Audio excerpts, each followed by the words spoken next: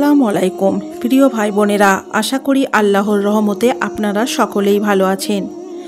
আজ আমি যে টপিকটা নিয়েছি সেটা হলো মুহররম মাস নিয়ে। মুহররম মাসে আমাদের করণীয় কী? আজ আমি আলোচনা করব মুহররম মাসের ফজিলত, আশুরার গুরুত্ব এবং আমাদের করণীয় কী। আল্লাহর নিকটে বছরের 4টি মাস হলো হারাম বা মহাসম্মানিত।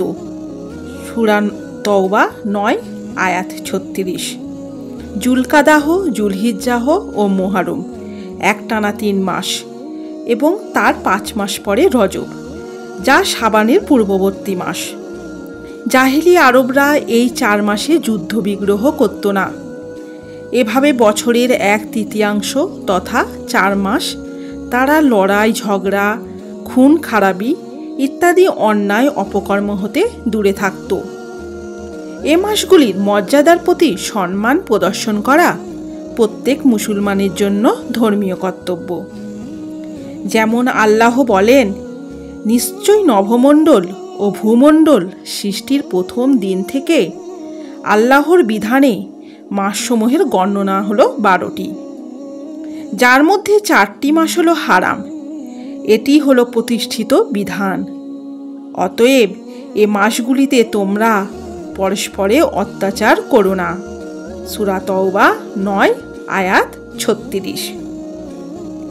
এবার মুহররম মাসের ফজিলত কি? 1 নম্বর, হযরত আবু হুরাইরা রাদিয়াল্লাহু আনহু হতে বর্ণিত, রাসূলুল্লাহ সাল্লাল্লাহু আলাইহি ওয়াসাল্লাম ইরশাদ করেন, রমজানের পরে সর্বোত্তম সিয়াম হলো মুহররম মাসের সিয়াম, অর্থাৎ আশুরা সিয়াম, এবং ফরজ সালাতের পরে সর্বোত্তম সালাত হলো রাতের নফল সালাত, অর্থাৎ তাহাজ্জুদের সালাত।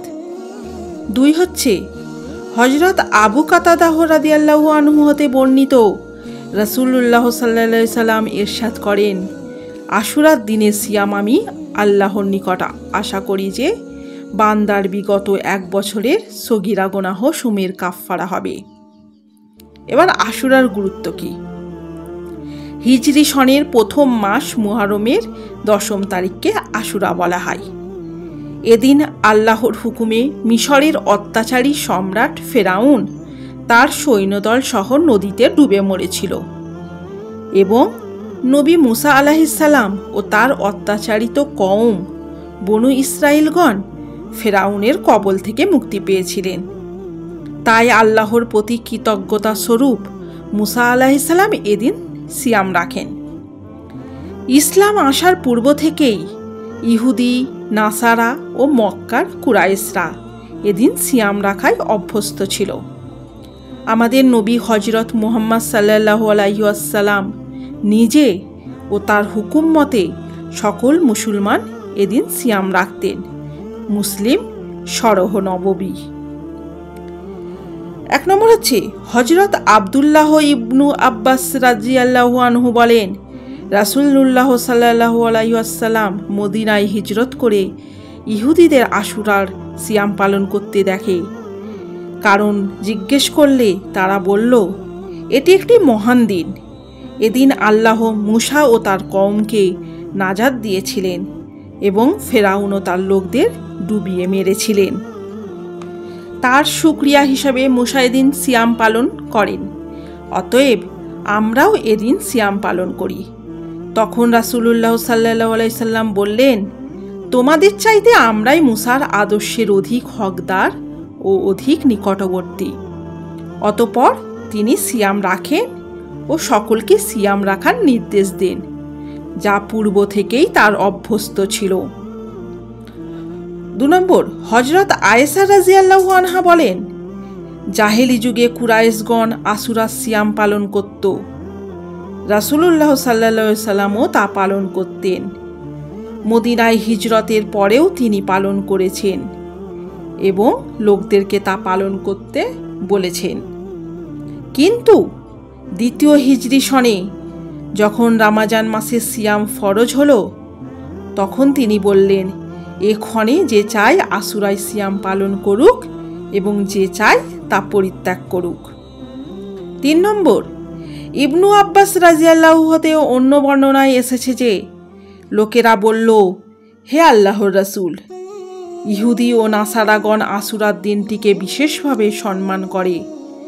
তখন রাসূলুল্লাহ সাল্লাল্লাহু আলাইহি সাল্লাম বললেন, আগামী বছর আল্লাহ চাইলে আমরা 9ই মুহররম সহ সিয়াম রাখব। অন্য বর্ণনায় এসেছে, আগামীতে আমি বেঁচে থাকলে অবশ্যই 9ই মুহররম সহ সিয়াম রাখব। রাবি বলেন, কিন্তু পরের বছর মুহররম মাস আসার আগেই রাসূলুল্লাহ সাল্লাল্লাহু আলাইহি সাল্লাম মৃত্যুবরণ করেন।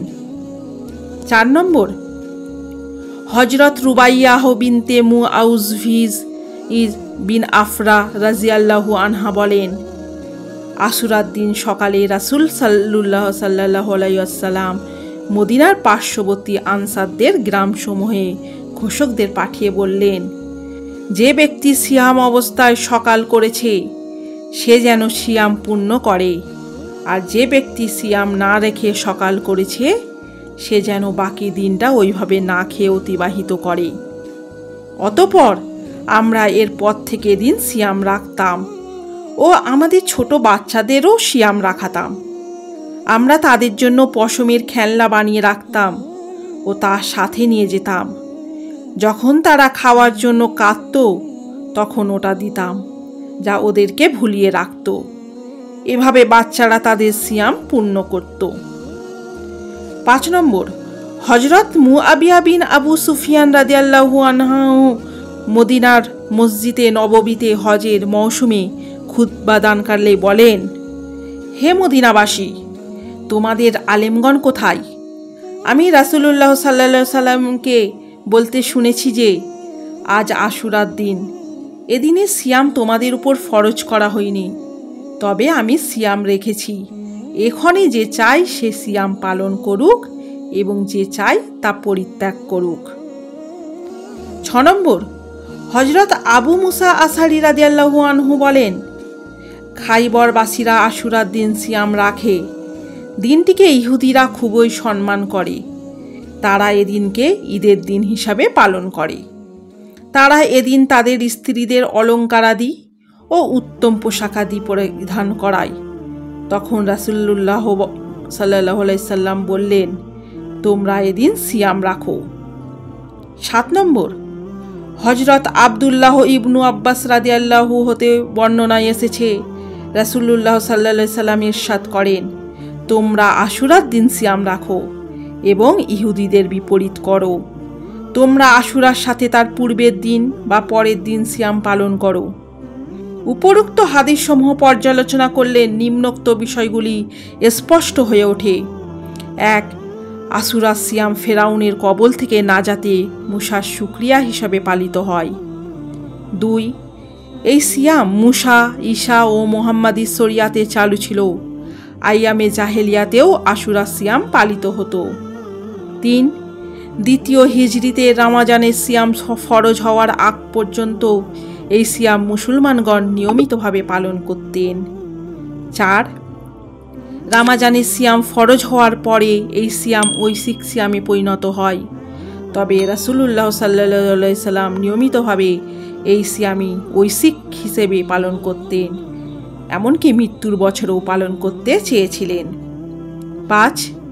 শৈশবকাল থেকেই শিশুদের সিয়ামে অভ্যস্ত করানো কর্তব্য, যদিও তাদের উপরে তা ফরজ নয়। 6. আশুরা সিয়ামের ফজিলত হিসাবে বিগত 1 বছরের গুনাহ সমূহ মাফের কথা বলা হয়েছে। এত বেশি নেকি আরাফাত দিনে নফল সিয়াম ব্যতীত অন্য কোনো নফল সিয়ামে নেই। এই সিয়াম 9 ও 10 বা 10 ও 11 দুদিন রাখা ভালো, তবে রাসূল সাল্লাল্লাহু আলাইহি সাল্লাম 9 ও 10 দুদিন রাখতে চেয়েছিলেন। কমপক্ষে 10 তারিখে সিয়াম রাখা আবশ্যক। 7. আশুরা সিয়ামের সাথে হযরত ইবনু আলী রাদিয়াল্লাহু আনহুর শাহাদাতের কোনো সম্পর্ক নেই। হুসাইন রাদিয়াল্লাহু আনহু এর জন্ম মদিনায় ৪৪ হিজরিতে এবং মৃত্যু ইরাকের কারবালায় ৬১ হিজরিতে, রাসূলুল্লাহ সাল্লাল্লাহু আলাইহি সাল্লামের মৃত্যুর 50 বছর পর। এবার আমাদের করণীয় কি? এদিনের করণীয় হলো জালেম শাসক ফেরাউনের কবল থেকে নাজাতে মুসার শুকরিয়ার নিয়তে 9 ও 10 অথবা 10 ও 11 মুহররম দুটি নফল সিয়াম রাখা। কমপক্ষে 10ই মুহররম একটি সিয়াম পালন করা কর্তব্য। এর বেশি কিছু নয়। সেই সাথে উচিত হবে জালেম ও মাজলুম সকলকে ফেরাউন ও মুসার উক্ত ঘটনা থেকে শিক্ষা গ্রহণ করা। মজলুম মুসা আলাইহিসসালামের বিশ্বব্যাপী নন্দিত ও সমাদৃত, কিন্তু জালেম ফেরাউন সর্বত্র নিন্দিত ও ধিক্কৃত। এমনকি সচেতন কোনো পিতা তার সন্তানের নাম ওই নিকৃষ্ট ফেরাউনের নামে রাখেন না।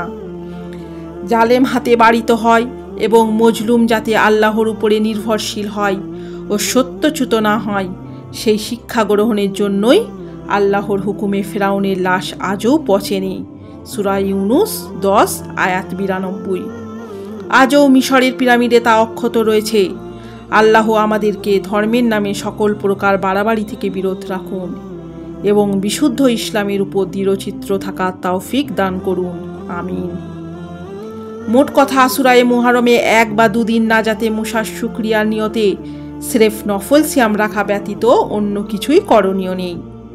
শাহাদাতে হুসাইনের নিয়তে সিয়াম পালন করলে সওয়াব পাওয়া যাবে না, বরং গুনাহ হবে। কারণ কারবালার ঘটনার বহু পূর্বেই ইসলাম পরিপূর্ণতা লাভ করেছে। সূরা মায়েদা 5 আয়াত 3। এবং ওহীর আগমন বন্ধ হয়ে গেছে। আর এটাই স্বাভাবিক যে রাসূলুল্লাহ সাল্লাল্লাহু আলাইহি ওয়াসাল্লামের সাহাবায়ে কেরামের জামানায় যা দিন হিসাবে চালু ছিল না, পরবর্তীতে তা দিন হিসাবে কবুল হবে না। আসসালামু আলাইকুম। আমি পরের ভিডিওটি আশুরায় বিদাত সমূহ নিয়ে আলোচনা করব। জাযাকাল্লাহ খায়ের।